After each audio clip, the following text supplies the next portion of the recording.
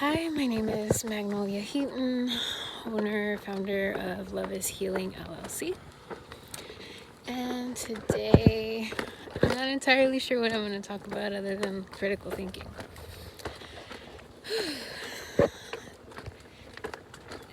When I was growing up, probably like most of you, but when I was growing up, I grew up in a family where what the adults said kind of ruled, right?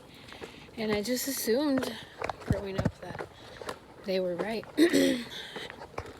I talk a lot about in my practice maybe, or I don't know, even personal life lately, because I'm processing through it. I talk a lot about how when I was in high school specifically, I was in AP classes, and honors classes. And so a lot of my peers were really loud, right? And so that was convincing. What I mean is, what they said, oftentimes, to be honest with you, didn't have a lot of substance. But whatever they said could either have substance or not have substance. But I would just assume that what they were saying was correct because they were really confident and convincing and assertive, even aggressive in speaking whatever it was that they spoke, right? Period. I feel guided to also say I'm first generation American and my parents came from Mexico, and so I learned English as my second language, and I didn't know a lot about, say, like comparing literature or whatever, right? Like specifically in my honors English classes, I didn't know how to I can't even word it because I'm so lost on this concept, but I didn't know how to give book presentations in terms of the theme and this and that and why this book is universal to everybody. I'm like, I don't know what you're talking about. Anyways, that's specifically what it relates to. But these people would be really convincing, and I can think about debates that were had in class. I'm like, how did you draw that from this sentence? Anyway, so there's a lot of themes there. You can dissect that however you want to. It's totally fine. Anyway, cool. But I guess the point is that I assumed that people were smarter than I was, had more to offer, because maybe their parents were educated and things like that, which honestly isn't even the case in retrospect, but that's fine. I feel like my parents were more educated than most of their parents, but I don't know. I just felt really insecure. Makes sense. Especially in high school, huh? Anyway, so yeah, that's a cognitive distortion, right? Assuming that other people are correct and that I'm wrong. So that's something.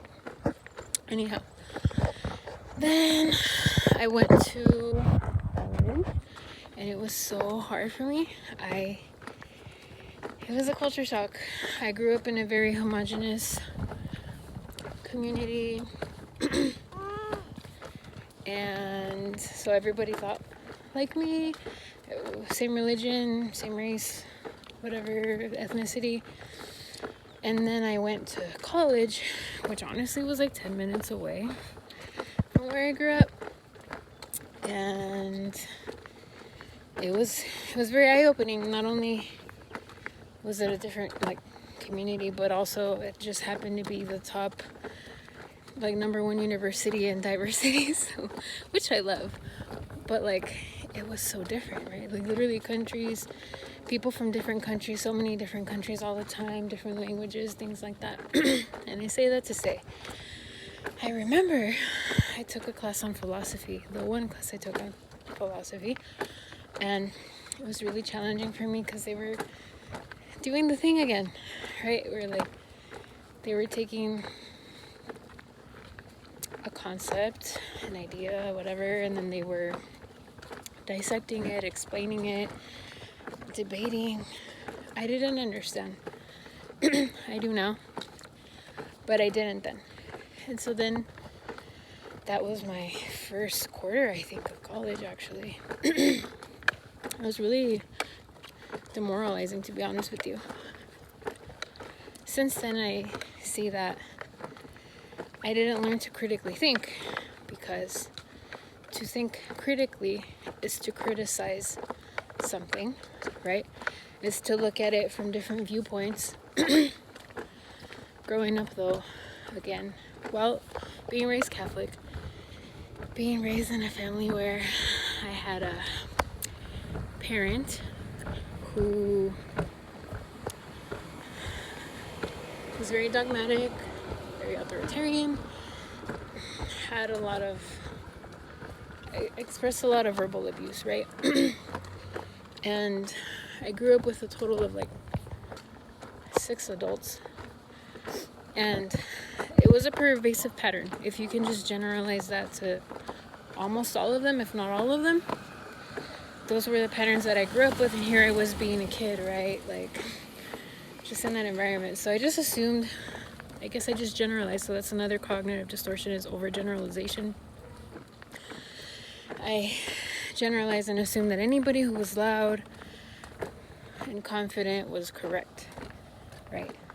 Which also, I mean, that's a trauma trigger from then, where it just kind of forced me to engage in my fun response. Anyway, it's a lot of thoughts up in here. Okay. And so I really have a soapbox about this. I really am passionate about teaching people to think critically, because when we just blindly receive others' truths as our truths without examining where our own values lie, then we have nothing to compare it against, right? And then we're like a leaf in the wind. It's like, the sky is blue. Okay. The sky is green. Okay. The sky is orange. Okay. The sky is black. Okay. And I feel like that's a bad example now. I've been using it lately, but I'm like, the sky is actually a lot of different shades. I've seen it almost every single shade. Green, maybe. I feel like I haven't seen it green. Anyway. Yeah. It's important to figure out what your values are in order to start thinking critically, right? What do you value? What do you value in relationships? What do you value with your time? What do you value learning? What do you value politically? As in, what human rights issues or something do you stand for? And why? Right? What are these different things that you value and why? What do you value health-wise?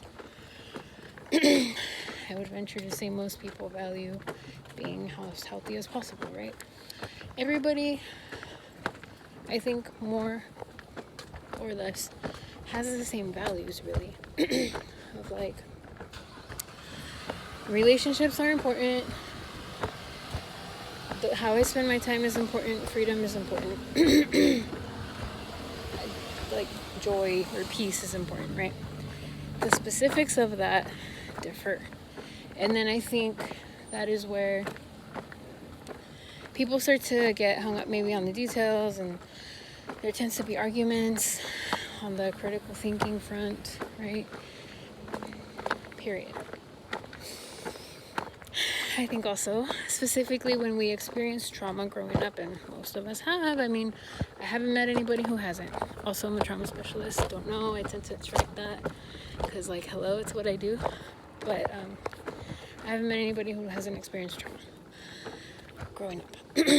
Anyway, when we experience, say, for example, specifically like abuse, verbal emotional, physical, psychological abuse. Even just verbal, emotional, and psychological abuse. Because I feel like when you have one, you have all three, to be honest. But let's say you experience abuse like that, then that makes someone susceptible to what I just described, blindly receiving the truth, right? And like you can. You can. I just think that life tends to be harder if you do blindly receive the truth from other people without checking it against your own value system. Because like I said, then it's like, this is the right answer. No, this is the right answer. No, this is the right answer, right?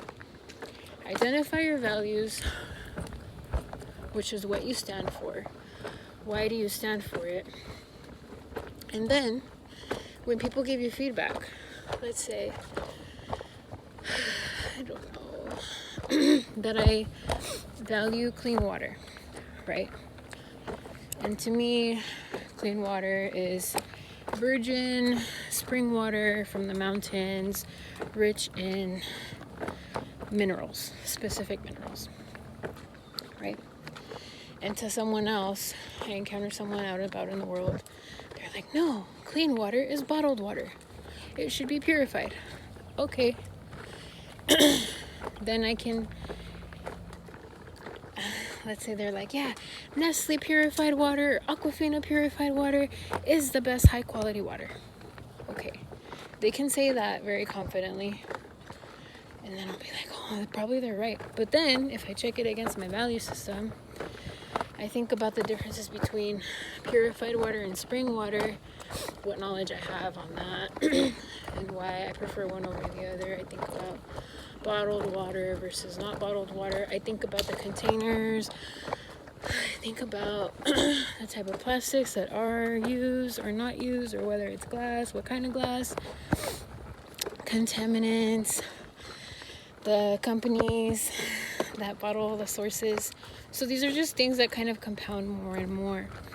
I find maybe kind of a catch-all to help with critical thinking is to just ask as many questions, right? Like, dissect something. So think, say, a palm tree, right? What do you know about palm trees? They're plants. They're a type of tree. They're called palms. Maybe there's different kinds of palms.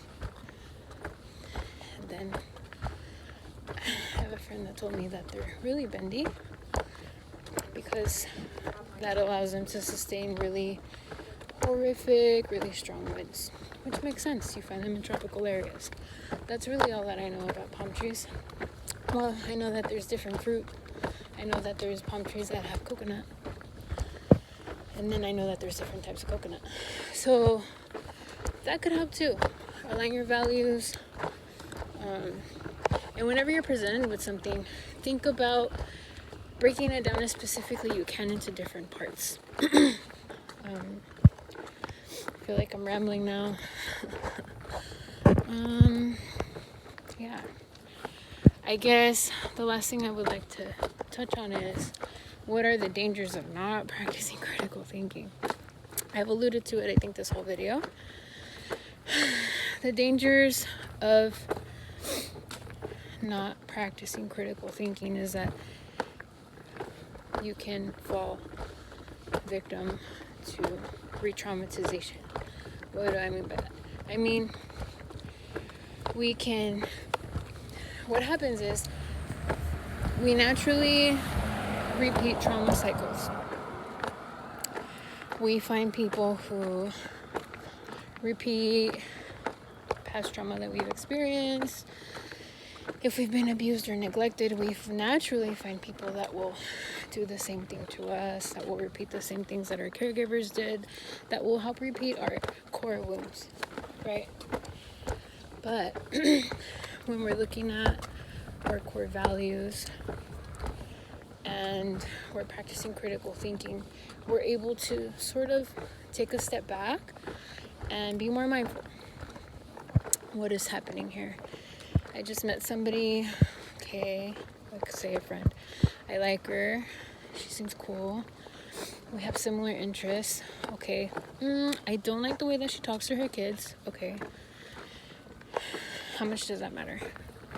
I guess right now it doesn't, but if we spent time together, her kids and my kids, then I guess it would matter, because I don't want to have that type of influence around my kids. Okay, so then that's a red flag. I'm gonna take some time to discern that, right?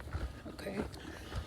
I suspect maybe she has an addiction, an active addiction. I'm just gonna make an extreme example to cocaine. She has alluded to that, but I'm not 100% sure. Does that align with my values? No. Especially if they're gonna be in my car, if I'm gonna be riding in her car. Like, what if we get pulled over by the police and then, you know, there's drugs in the car? That matters, right? So these are questions that I would consider. Different things like that. How does she spend her time? Is that compatible with me? Like, can I compartmentalize this relationship? What are the automatic no's? And like, if a person has these qualities, then I can't be friends with them, right? So these are just questions to promote critical thinking. So one thing that can happen is that we can fall victim to abuse. We can repeat trauma cycles if we don't practice critical thinking. This can be applied to any type of relationship. It can be applied to friends. It can be applied to coworkers, bosses, other colleagues and peers. It can be applied to professionals. It can be applied to the car mechanic, the dentist, the primary care practitioner, and these kinds of things, right? It is important to ask yourself these questions. I just want to empower you to ask questions, ask questions, ask questions. If you don't like the answer, if you can, take a breath, stop and think, okay, do I not like the answer because it doesn't align with my values? Do I not like the answer because I'm triggered? Do I not like what they said? Or do I not like how they said it? These kinds of questions, right? Okay, what is this person telling me in their demeanor, in their tone, their content of their speech? What are they telling me about where their values lie? And then how do their values align with mine? Is this someone that I'm wanting to keep in my life or not? Why? Or why not? I think these questions are helpful with discerning anything, right? It could even be like a program of study or a new job. Does this align? Why or why not? In what ways? Right? Anyhow, I hope this video wasn't too rambly. Way longer than I expected. I was like, oh, I'll pull out and make a 2-minute video. Nope. Here we are, 18-ish minute video. Nonetheless, I hope you enjoyed it. We're gonna keep making videos, and if you feel like checking it out, feel free to check out our website, loveishealingllc.com, and just like, share, follow, subscribe, whatever, all the things. We are on YouTube and Facebook and Instagram currently. All right, wishing you the best. Bye.